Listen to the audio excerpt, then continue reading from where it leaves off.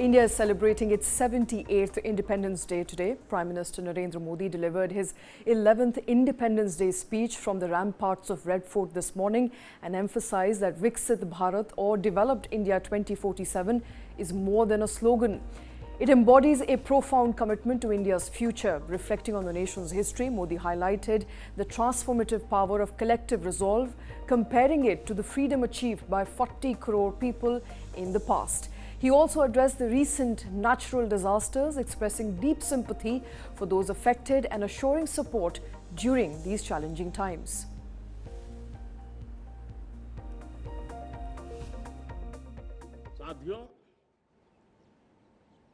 विकसित भारत 2047 ये सिर्फ भाषण के शब्द नहीं है। इसके पीछे कठोर परिश्रम चल रहा है। देश के कोटि कोटि जनों के सुझाव लिए जा रहे हैं और हमने देशवासियों से सुझाव मांगे और मुझे प्रसन्नता है कि मेरे देश के करोड़ों नागरिकों ने विकसित भारत 2047 के लिए अनगिनत सुझाव दिए हैं। हर देशवासी का सपना उसमें प्रतिबिंबित हो रहा है। हर देशवासी का संकल्प उसमें झलकता है। युवा हो, बुजुर्ग हो, गांव के लोग हो, शहर के लोग हो, किसान हो, कामदार हो, दलित हो, आदिवासी हो, पहाड़ों में रहने वाले लोग हो, जंगल में रहने वाले लोग हो, शहरों में रहने वाले लोग हैं। हर किसी ने 2047 में जब देश आजादी का 100 साल मनाएगा तब तक विकसित भारत के लिए अनमोल सुझाव दिए हैं। And in response to the widespread protests following the rape and murder of a medical student in Kolkata, Prime Minister Modi also addressed the issue of violence against women in his speech from Red Fort. He acknowledged and shared the public's anger, calling for immediate and rigorous action. Prime Minister Modi emphasized the need for swift investigation and stringent punishment for those responsible, urging that the country, society and state governments tackle the issue with highest urgency.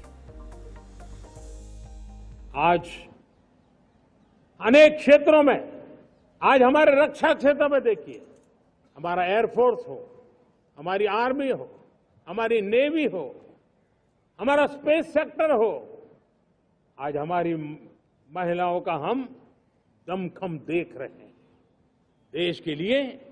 लेकिन दूसरी तरफ कुछ चिंता की बातें भी आती है और मैं आज लाल किले से फिर बार एक अपनी पीड़ा व्यक्त करना चाहता हूं। एक समाज के नाते हमें गंभीरता से सोचना होगा कि हमारी माताओं, बहनों, बेटियों के प्रति जो अत्याचार हो रहे हैं उसके प्रति देश का आक्रोश है, जन सामान्य का आक्रोश है।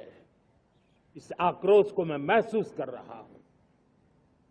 इसको देश को, समाज को, हमारी राज्य सरकारों को गंभीरता से लेना होगा। महिलाओं के विरुद्ध अपराधों की जल्द से जल्द जांच हो, राक्षसी कृत्य करने वालों को जल्द से जल्द कड़ी सजा हो, वो समाज में विश्वास पैदा करने के लिए जरूरी है।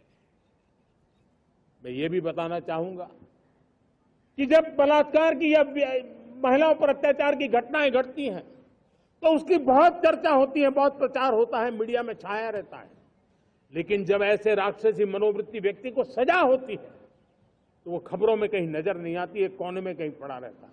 अब समय की मांग है कि जिनको सजा होती है उसकी व्यापक चर्चा हो, ताकि ऐसा पाप करने वालों को भी डर पैदा हो कि ये पाप करने की हालत ये होती है कि फांसी पर लटकना पड़ता है। और मुझे लगता है कि डर पैदा करना बहुत जरूरी है। And in his Independence Day speech, Prime Minister Modi also expressed hope for swift resolution to the crisis in Bangladesh. He conveyed that 140 crore Indians wish for safety of Hindus and minority in the neighbouring country. Prime Minister Modi reiterated India's desire for Bangladesh to follow a path of peace and prosperity, emphasizing that India remains a steadfast well-wisher. Bangladesh में जो कुछ भी हुआ है उसको लेकर पड़ोसी देश के नाते चिंता होना मैं इसको समझ सकता हूं। मैं आशा करता हूं कि वहां पर हालात जल्द ही सामान्य होंगे। खास करके 140 करोड़ देशवासियों की चिंता कि वहां हिंदू, वहां के अल्पसंख्यक, उस समुदाय की सुरक्षा सुनिश्चित हो।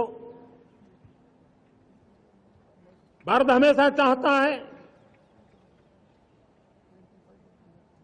कि हमारे पड़ोसी देश सुख और शांति के मार्ग पर चले। शांति के प्रति हमारा कमिटमेंट है, हमारे संस्कार है। हम आने वाले दिनों में बांग्लादेश की विकास यात्रा में हमेशा हमारा शुभचिंतन ही रहेगा, क्योंकि हम मानव जाति की भलाई सोचने वाले लोग हैं।